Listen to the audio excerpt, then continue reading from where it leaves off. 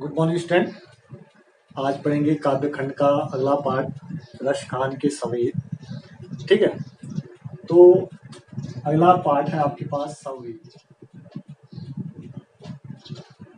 ठीक है, जिस प्रकार कबीरदास के दुए हैं और ललदत्त के जो वाद थे, उसी प्रकार जो है सवे है किसके, रश खान के।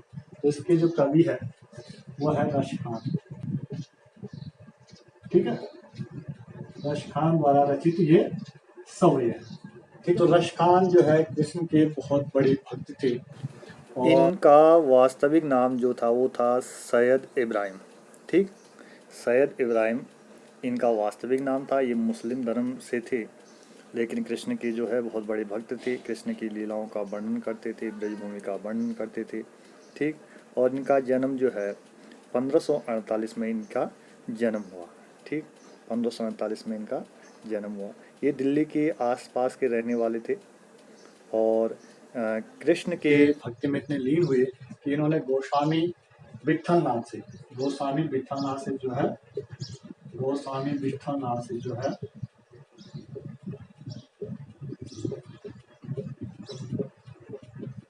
विट्ठल नाम से दीक्षा ली और जो है ब्रज भूमि में जाकर के रहे।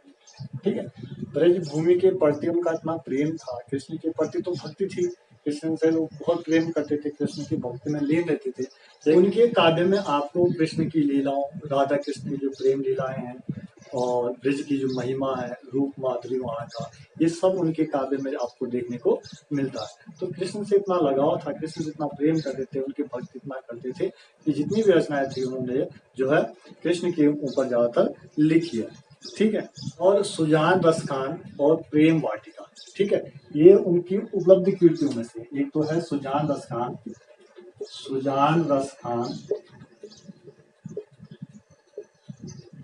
और प्रेम वाटिका। ठीक है, ये उनकी उपलब्ध कीर्तियां हैं। और एक रस खान रचनावली, रस खान रचनावली के नाम से जो है उनकी रचनाओं का संग्रह जो है मिलता है। कृष्ण के प्रति ही प्रेम नहीं था, कृष्ण की भक्ति नहीं करते थे, बल्कि कृष्ण के साथ साथ ब्रज भूमि के प्रति उनका काफी लगाव था। और वो भगवान से ही प्रार्थना करते थे, किसी भी रूप में मेरा जन्म होगा तो वो ब्रज भूमि में ही मैं रहूं। तो इस प्रकार की उन्होंने वहां पे रचनाएं की है। ठीक है, और 1628 में रश खान जी का निधन हो गया, निधन हो गया। ठीक है, तो रश खान जो थे कृष्ण के बड़े भक्त थे, अनन्य प्रेम करते थे कृष्ण से।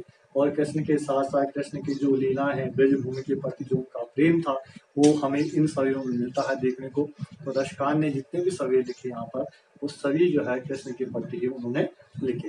ठीक है, तो आइए इन सवियों को पढ़ते हैं और जानेंगे कि रश खान का कृष्ण के प्रति क्या किन किन जगहों पर किस प्रकार से जो है वो अपनी भक्ति प्रकट करते हैं, अपना अनुराग प्रकट करते हैं कृष्ण के प्रति। तो चलिए पढ़ते हैं सवई। ठीक, चलिए बच्चों, अब आज पढ़ना है रश खान के सवे। जैसे मैंने आपको बताया कि रश खान जो थे कृष्ण के बहुत बड़े भक्त थे, अनन्य भक्तों में से एक थे और बहुत ज़्यादा प्रेम करते थे कृष्ण से। और कृष्ण के साथ साथ जो है कृष्ण की लीलाओं का, ब्रज भूमि के प्रति उनका प्रेम। ठीक है, और जितनी भी रचनाएं उन्होंने लिखी वो कृष्ण के ऊपर ही उन्होंने जो है ज़्यादातर रचनाएं लिखी। तो कृष्ण भूमि के प्रति उनका जो अन्य अनुराग व्यक्त हुआ है वो इन सवियों में देखने को मिलता है हमें। ठीक है, तो चलिए देखते हैं पहले सवे में जो है रश खान क्या कहते हैं इन पंक्तियों में कि मानुष हो तो वहीं रसिखानी बसो ब्रज गोकुल गाँव के ग्वारन, जो पशु हो तो कहाँ बस मेरो चरो नित नंद की धेनु मजारन, पाहन हो तो वहीं गिरि को जो कियो हरि छत्र पुरंदर धारन, जो खग हो तो बसेरो करो मिली कालिंदी कूल कदम्ब की डारन।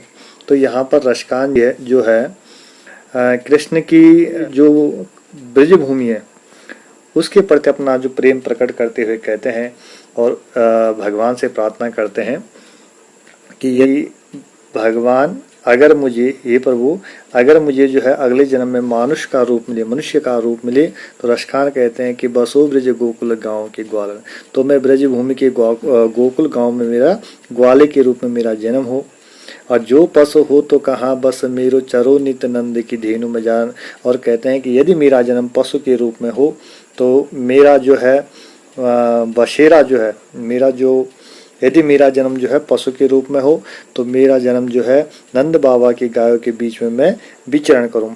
ठीक है, नंद बाबा की गायों के बीच में मैं रहना चाहता हूं। और पाहन हो तो वहीं गिर को जो कियो हरिछत्र पुरंदर धारण।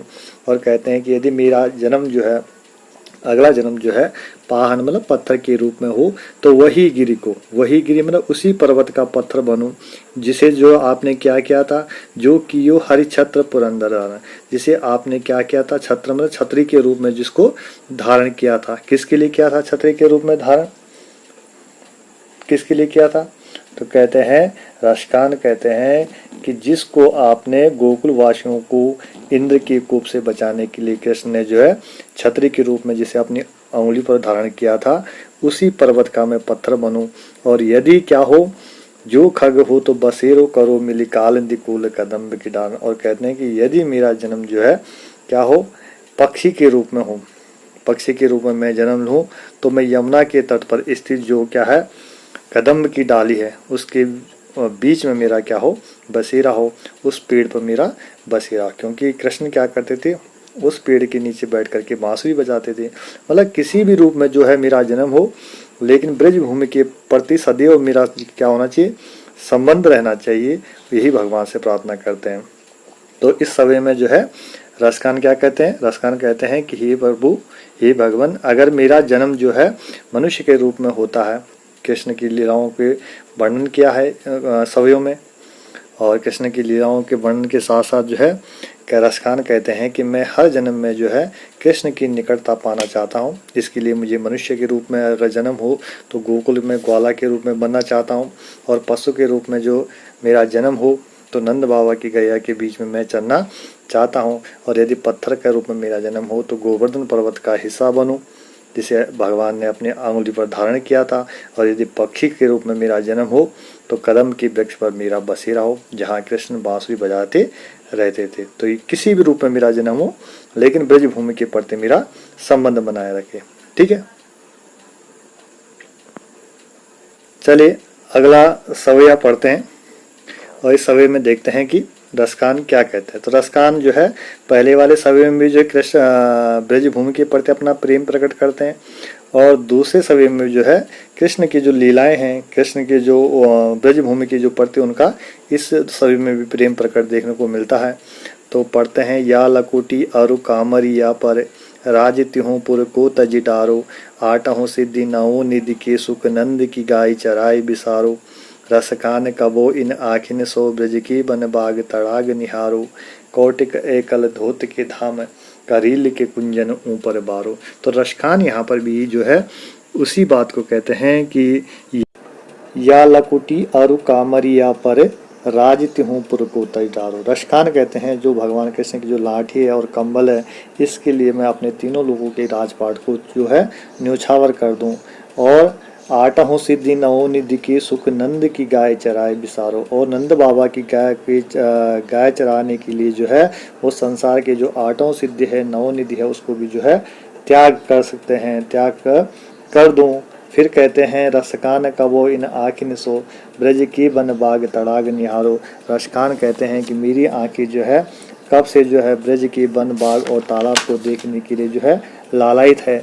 इसके लिए मैं क्या कर दूं, कोटिक एकल धोत के धाम, कोटिक मतलब करोड़ों के जो सोने के महल है, कोटिक कल धोत के धाम, धाम का मतलब जो महल है, करोड़ों के सोने के महल है, करील के कुंजनों पर बारो, ब्रज भूमि के जो कांटेदार झाड़ियाँ हैं, इसके लिए मैं जो है उन्हें न्योछावर कर दूं।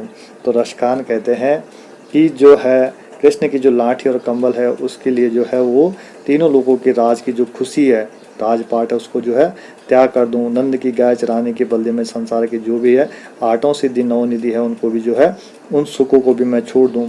और कब से उनकी आंखें जो है ब्रज के वन बाग और तालाब को देखने के लिए लालायित है।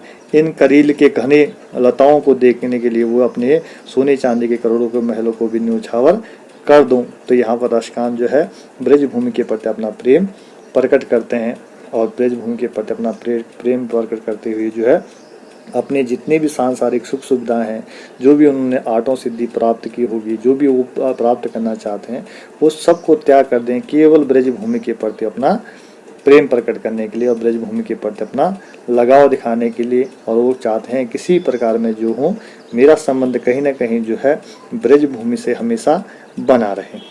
ठीक है, चलिए अब पढ़ते हैं तीसरे वाले सवय में। तीसरे सवय में जो है रसखान जो है बताते हैं कि एक गोपी जो है दूसरे गोपी से क्या कहती है, कहती है कि मोर पखा सिर ऊपर राखियो गुंज की माल गरी पहनूंगी, ओढ़ी पीताम्बर ली लकुटी बन गोधन ग्वारिन संग फिरोंगी, भवतो बोहि मेरू रस खानी सो तीर कही सब स्वांग करोगी, या मुरली मुरली धर की अधरान धरी अधरान धरोगी। तो रसखान जो है यहाँ पर एक गोपी जो है दूसरे गोपी से कहती है और कहती है कि कृष्ण के से जो क्या करती है, गोपी बहुत अनन्य प्रेम करती है, तो कृष्ण के अनुराग रखने के लिए जो है कहती है कि हे सखी मैं कृष्ण के प्रेम में क्या कर दूं, मोर पका सिर ऊपर राख्यो, मोर पंख को सिर पर धारण रख कर दूंगी, ठीक है, उसका मुकुट बनाकर पहन लूंगी, ठीक है, और गुंज की माल गहे परोंगी, और गुंजा के जो फूल होते हैं उसकी माला को मैं गले में पहन लूंगी, ठीक है। कृष्ण के रूप को धारण करने के लिए वो कहती है कि ओढ़ी पीताम्बर ले लकुटी बन गोधन ग्वारिन संग फिरूंगी, और कहती है कि जो है मैं कृष्ण का रूप धारण करने के लिए मैं कृष्ण के ही जैसे पीले वस्त्र भी धारण कर लूंगी, और क्या कहूँ, भवतो बोहि मेरू रस खाने सो तेरे कहे सब स्वांग करूंगी। भवतो बोहि, भवतो का मतलब जो भी चीजें अच्छी लगती है वो सब मैं धारण करूंगी।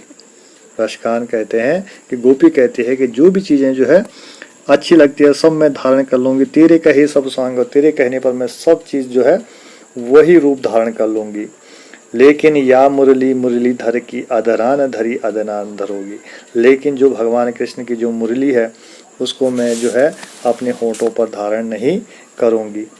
ठीक है, कौन कहती है, गोपी कहती है कि जो भगवान कृष्ण की जो मुरली है उस मुरली को जो है मैं धारण नहीं करूंगी। क्यों?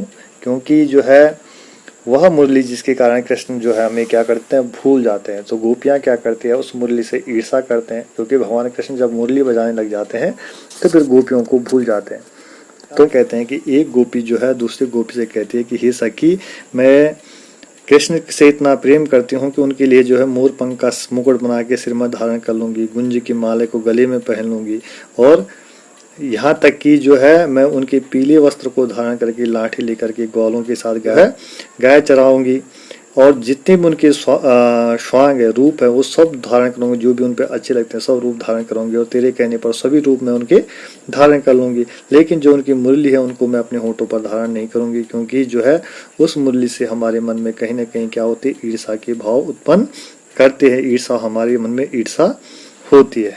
ठीक है, चलिए अब चौथा सवया पढ़ते हैं। इसमें जो है गोपी, एक गोपी जो है दूसरी गोपी से कहती है कि क्या कहती है, चलिए इसको पढ़ते हैं पहले, कि काननी दी अंगुरी रही बो जब ही मुरली धुन मंद बजे हैं, मोहनी तानन सो रस खानी अटा चढ़ी गोदन गेहे तो गेहे, तेरी करो सिंगरे ब्रज लोगिनी काल ही कोह कितनो समुझे हैं, माहिरी वा मुख की मुस्कानी समारी न जेह न जेह न जेह। तो यहाँ पर एक गोपी जो है दूसरे गोपी से कहती है कि कानन दी अंगुरी रही वो, कि मैं अपने कानों पर जो है अंगुली रख दूंगी, उंगली जो है अपने कानों पे रख दूंगी, अर्थात अपने कानों को बंद कर दूंगी। कब?